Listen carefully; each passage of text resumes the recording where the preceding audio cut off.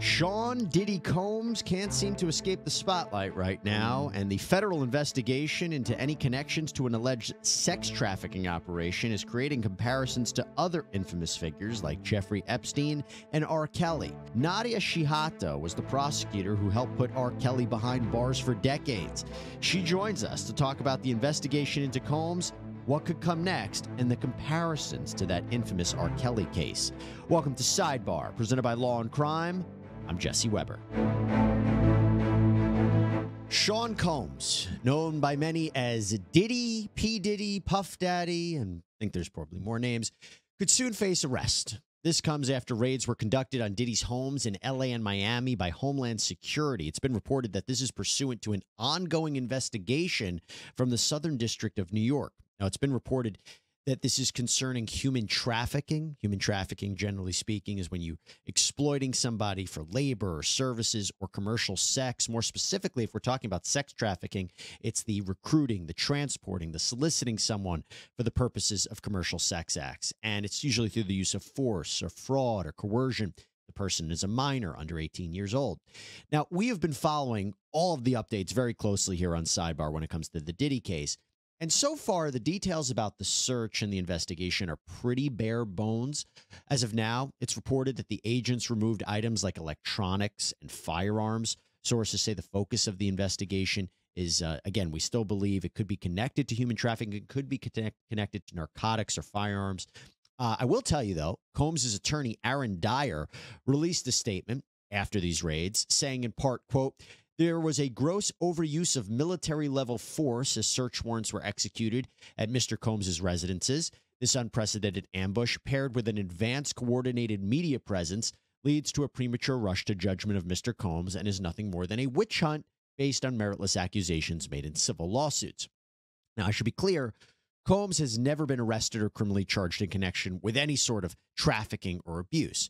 But of course, this comes on the heels of major lawsuits that were filed against the music mogul, with the bombshell filing from Combs' ex-girlfriend and Bad Boy Entertainment recording artist Cassie Ventura. That was the one that possibly blew up everything wide open, because Ventura alleged that Combs physically and sexually abused her, including forcing her into sexual slavery and sex trafficking. Some of the more alarming allegations in the federal lawsuit included Combs allegedly raping Ventura in her home after she tried to leave him, savagely beating her, resulting in bruises and burst lips, forcing her to have sex with prostitutes on video while he watched and pleasured himself, forced her to carry a gun for him, tried to chase down music producer Suge Knight with a gun, and she also alleges that he blew up rapper Kid Cudi's car because he found out that Cudi was interested in Ventura. Now, Combs settled that lawsuit one day after it was filed, but then we saw more lawsuits coming out. In fact, there was another lawsuit that was filed by producer Rodney Jones, and it was not long after Cassie's, and it accuses Combs of sexual abuse and harassment, violations of the human trafficking statute, gun and drug possession, being involved in shootings, having parties with sex workers and underage girls, and it goes on and on and on. I'll also highlight that. It even says Cuba Gooding Jr. sexually assaulted him on Diddy's yacht. Now, actually, the man that Jones called out in this lawsuit for being Combs' drug mule, the man that allegedly supplied drugs and weapons to Combs, he was actually arrested the same day the raids happened. His name's Brendan Paul, was arrested by Miami-Dade police at the airport on Monday, and police body cam video shows him being loaded into a patrol car.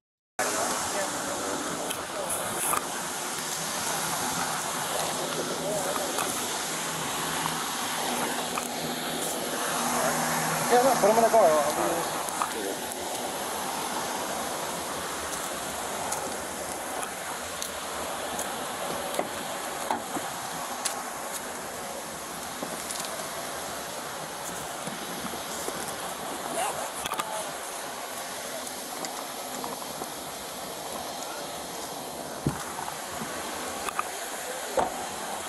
Now, since the news of these raids, comparisons have been made between Combs and Robert Kelly, more often known as R. Kelly. Both highly successful music artists, rose to fame in the 1990s. They even did a song together called Satisfy You. And accusations of misconduct and illicit activity with underage girls They dogged R. Kelly for years, with one of the earliest civil lawsuits being filed in 1996, when a woman stated that when she was 15 years old, R. Kelly, who was 24, not only had sex with her, but also encouraged her to bring her young friends to see him. And of course, Kelly's relationship with R&B sensation Aaliyah has long been scrutinized. Kelly married Aaliyah when she was 15. He was 27. After allegedly having sexual contact with her for years leading up to the marriage, it was ultimately annulled. And we know that in the end, Kelly was convicted. He was convicted of child pornography, racketeering, and yes, sex trafficking charges in 2 states, multiple cases, sentenced to 31 years in prison. Well, with that in mind, I am joined by Nadia Shihata. She is one of the New York prosecutors on the R. Kelly case, one of the people who helped put him away. She is now a criminal defense attorney. Nadia, so good to have you on here, Sidebar. Thank you for taking the time. Thank you for having me. What is your reaction to the Diddy case, the Diddy raids? Well, I think it's a significant development in the case. Obviously, he's presumed innocent. No charges have been filed against him. But when you take a step like executing search warrants so publicly at 2 different locations, it means you have amassed significant evidence. You've got probable cause to believe a crime has been committed, which is the same standard for arrest. So it's significant. Now, obviously, as a federal prosecutor, you want to make sure you have proof beyond a reasonable doubt when you charge a case. So they're continuing to investigate, but it's certainly a significant step. I am starting to believe. First, I was saying maybe it's surprising that they didn't have arrests in conjunction with the raid or an indictment in conjunction with the raid. And then I started thinking, well, they obviously had probable cause. Perhaps they were speaking with people, but they needed more evidence on those properties. Perhaps before there was an allegation, maybe before it was destroyed, they want to preserve it. They want to get that evidence. They might be issuing subpoenas to people. I think that now I'm wondering if we may not see potential criminal charges for a while, because it also might have to be submitted to a grand jury too, right? So we shouldn't expect perhaps charges against Diddy maybe for a little bit. Absolutely. Look, if they're following kind of the playbook we used in R. Kelly and pursuing similar charges as we did in that case, these types of cases, take a little bit of time to investigate and to make sure you're corroborating all the victim testimony you're getting. You want phone records, you want travel records. There's all sorts of corroboration that you're sending out subpoenas for, that you're speaking to people about, and then also conducting searches to help with that. What did you think of the fact, the criticism from Diddy's lawyer that this was an excessive military style use of force? What's your take on that?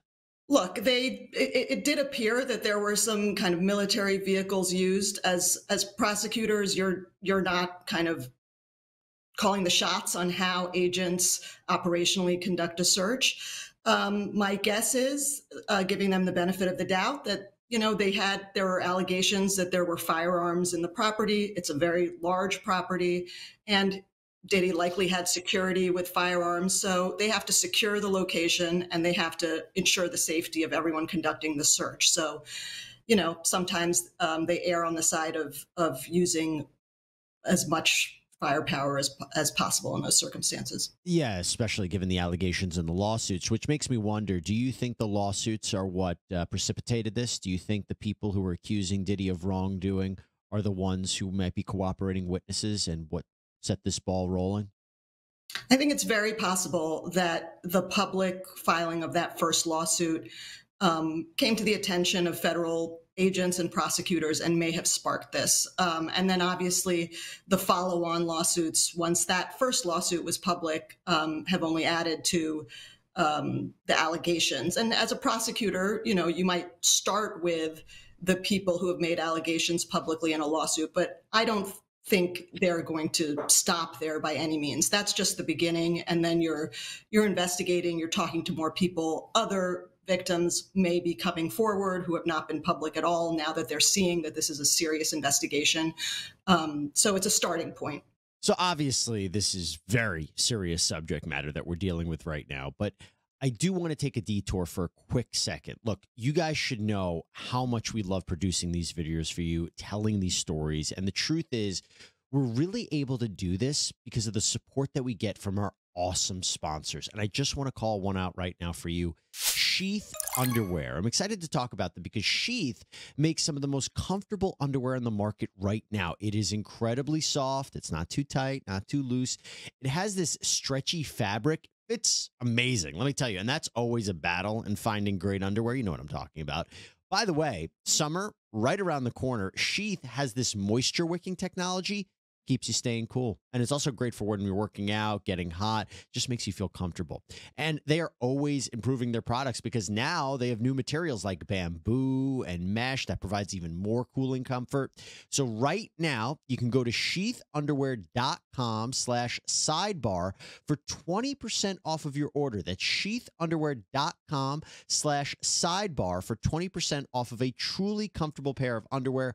Hope you check them out. We don't know what they found in the house, and I'm going to ask you about what you think they might be looking for. But for example, if there was an allegation, hey, Diddy has guns all over the place, and then you go to the properties and there are firearms all over the place, that kind of corroborates what they're being told, and that could be useful for prosecutors in trying to establish a case and establishing what they're being told is real. But what do you think they're looking for specifically if they are moving forward in a sex trafficking investigation? They're looking for anything that is corroborating information that has been given to them by live witnesses and victims. So, I mean, it's been reported they were looking for electronic devices. Sure, they're going to be looking for videos potentially of sexual activity engaged in with complaining victims, but they're also going to be looking for communications, particularly if they are pursuing potential RICO charges. I think they're going to be looking particularly for communications between Diddy and his inner circle, his inner network of people that may have helped or facilitated or enabled him to commit potential criminal activity. Now, the reason I was so excited to talk to you about this is because you were part of a very infamous prosecution of a very infamous individual. Do you see similarities between the Combs case? Let me rephrase. Combs hasn't been charged, but do you see similarities if we're talking about potential sex trafficking charges? You know what the allegations are right now against Mr. Combs. Do you see similarities between him and R. Kelly? Look, every case is different, obviously, but there do appear to be some similarities based on the public allegations that have been made. For example, the allegations about forcing individuals to have sex with others for the pleasure of Diddy in this circumstance. There were similar allegations with R. Kelly, and that he recorded that activity. So it's a pretty striking similarity in that sense. But also the level of influence and power, right? I mean, a big part of it when I'm reading the lawsuits is just, you surround yourself with this team. You have tremendous wealth, access, this lifestyle. It was eerily reminiscent of what we were hearing from Kelly, right? Absolutely. I mean, when you reach a certain level of fame and you've got a group of people around you that are literally there to help you with whatever whim you have, legal or illegal, and are getting paid to do so, and are, more than happy to turn a blind eye to whatever else may be going on. That's a very big similarity. Again, these are just allegations at this point against Mr. Combs, but yes. And yeah, he hasn't been criminally charged. So when his lawyer says there's been no criminal liability, no civil liability, he's exactly right. Those lawsuits are still pending. The lawsuit with Cassie Ventura was settled. At the time of this recording, Sean Combs has not been criminally charged in any way. Want to make that clear.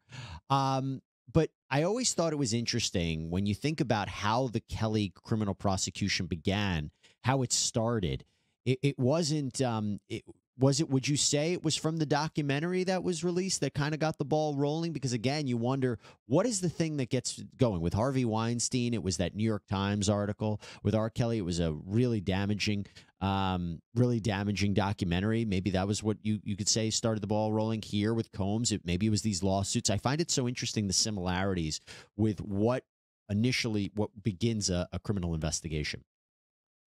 Yeah, look, in R. Kelly, there's no doubt that the documentary and the public airing of allegations certainly came to the attention of law enforcement, and we began looking into it. But again, in all of these cases, that's just the starting point. To bring a federal criminal prosecution, you really have to amass credible evidence that you can prove the case beyond a reasonable doubt. But the public airing of such information against well-known people, that does get investigations started. There's no doubt about that. What was it like prosecuting R. Kelly?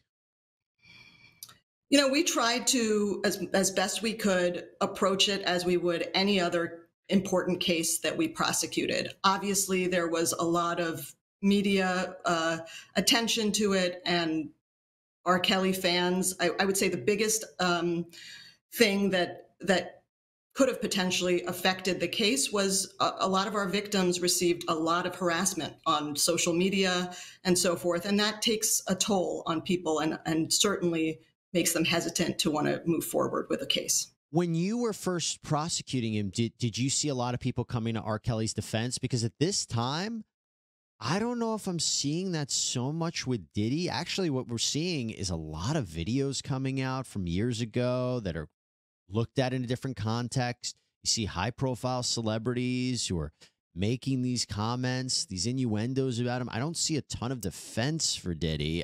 When you were first going after Kelly, I mean, was there a ton of? Were you yourself receiving any backlash, any threats? Was there a lot of support for him? It wasn't support from kind of public, well-known figures, but he had a lot of kind of just regular fan support that would post on social media, YouTube channels, send emails, mostly to victims, not to the prosecutors. But we did receive, you know, some of our own kind of threats and such. That's so disappointing to hear. So if this is a case where Diddy is ultimately arrested, ultimately charged, federal prosecutors, what advice would you give them prosecuting a well-known figure like Diddy? I would tell them put their heads down and pursue it as they would any other case. Try to block out all the noise and just build your case step by step, put all the pieces of the puzzle together. And, you know, if it's reportedly the Southern District of New York, those are very good prosecutors, and that's what I would expect them to do. And how do you prove it? What do you have to show in a sex trafficking related case? What do you have to prove to make that conviction? Yeah, so it depends exactly how they're pursuing this. If they do it through a RICO, which I suspect they're probably looking into, they're going to need to show an enterprise, so an inner circle, a group that helps him facilitate a pattern of criminal activity. And then that pattern can include things like forced labor or sex trafficking. The sex trafficking here could be, you know, transporting people via his private plane or otherwise to commit commercial sex. And commercial sex doesn't necessarily have to mean, you know, paying money, but also receiving anything of value. So he's making videos of this activity. That could be a thing of value as well. So, and using force or fraud or coercion to do that. And so abusing victims, putting them in humiliating situations, Right. that could all be part of that. Or promising them money or something of value and then not delivering it. That would classify it as well. Yes.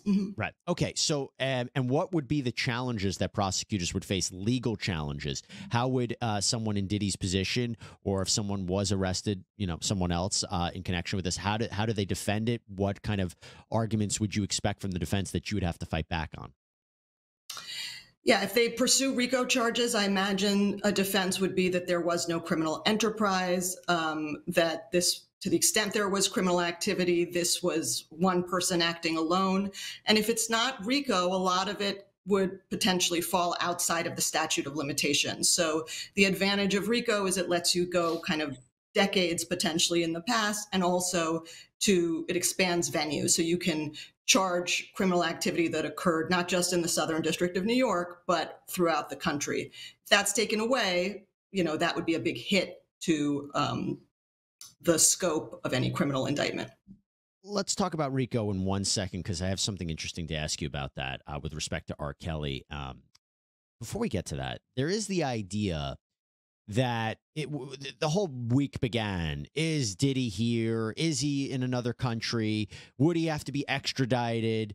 I don't believe he's in another country. If you ask me, I think he's here. But having said that, let's say hypothetically he was in another country.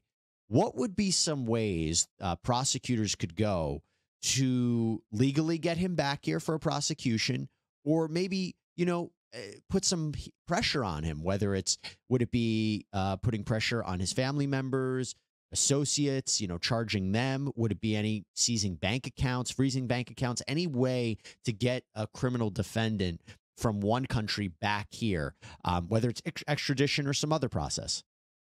Yeah, so the most common way would be extradition. You'd need an arrest warrant for that, and he'd need to be in a country that would extradite him, that has an extradition treaty. Otherwise, there are other mechanisms. Sometimes in investigations, what's known as a lure is used. So, there may be a false pretense to get him to come back to the country, or to get him into another country where there is an extradition treaty. Those types of things have been used. It's a little more difficult when the investigation is as public as it is now. But also, if he's actually charged, then, they might also take steps to start seizing assets as well. They would probably have a basis to do that. Interesting. All right. So I mentioned the RICO aspect of it because I wanted to end the conversation going back to R. Kelly.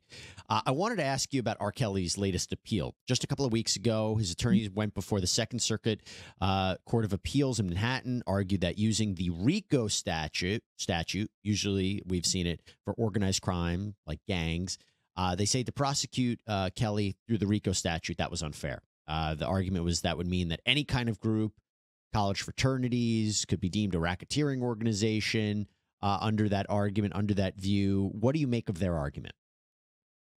Yeah, I actually went and watched the argument. I think the Second Circuit viewed it with skepticism, as do I. I mean, the law is really clear. You can have completely legitimate organizations that are a RICO enterprise.